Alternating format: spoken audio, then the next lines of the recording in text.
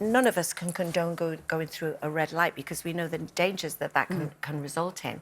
But as someone who has had too many speeding tickets this year, I can understand. I was doing a long tour this year, and there was a period of time during that show that someone in the show was making me unhappy, and I wasn't thinking about what I should have been concentrating on. So I made those errors. I can understand it, but I don't think that traumas or sadness or anything that goes on in life is an excuse for bad behaviour. Yeah. And I think that these days there's a lot of, certainly in the media, there's a lot of bullying behaviour that is excused by people saying, oh, that's because they're going through that, or that's because they're going through that.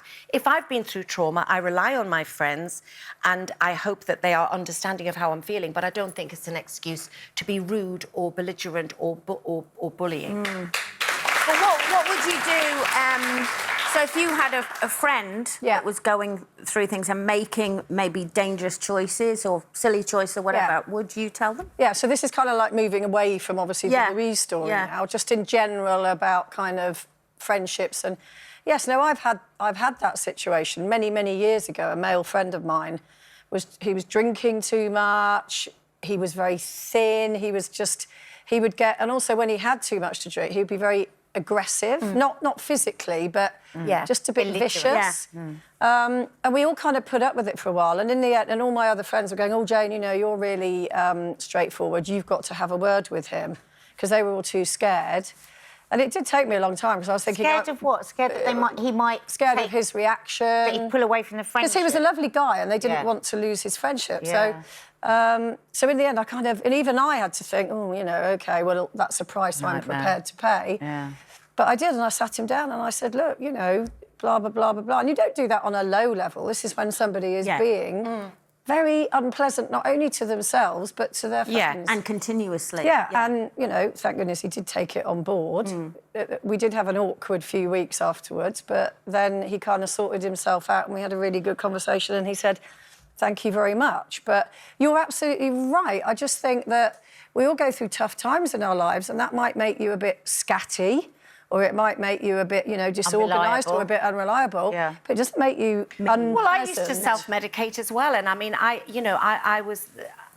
there was some very poor behaviour from me, and it was my family that picked me up on it. And there might be reasons for that behaviour, but there's certainly no excuse for that behaviour. And I think you let someone, don't you? Obviously, when something first happens, you let them have those moments where they are, you know, they maybe don't want to get up, they never want to go out, things like that, and you let them have those moments, but then there has to come a time as a friend where you do, I think, have to confront them, but be prepared as well that they're going to turn around and tell you to bog off, basically. Yeah. Oh, I mean, I know that Kay won't mind me saying this, but, you know, she went through such a difficult time with her, you know, beloved mum and dad, and they were both very ill, and then she lost both of them, and she was working so hard and looking after her mum and teenage kids and 2 jobs. The classic sandwich generation. So much going on. And I was looking at her, and she did the other thing, laser focus, work, and it was like I was watching it, and I was watching it, and I was watching. And eventually, you know, it's an ongoing conversation with Kay. You know, like even on Sunday, she'd be like, oh, I'm going off to do this charity. She says that she can't just do nothing. Yeah. I said to her, stop, you're doing too much charity. She said, you can't say I'm doing it. And I said, but you know, when that whole thing of charity brings it home. They can burn out. Charity brings it home. You're doing this because life is so, you know, challenging at the moment, and so I did have that conversation, and there were, you know, a number of times I said, listen, don't drive, don't go today, you're tired. You don't know you're tired because you're running on that extra adrenaline. I kind of understand it, because, you know, we were talking about you like your own company, blah, blah, blah. That's when your life is OK and you can just go, oh, I've got the house to myself and it's great.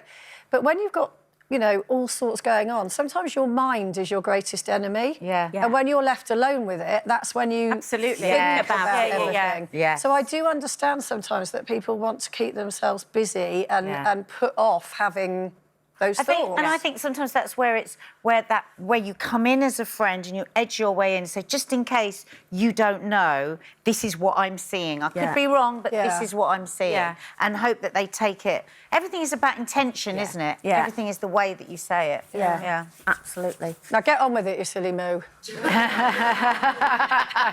Plain talking Jane. Very offended.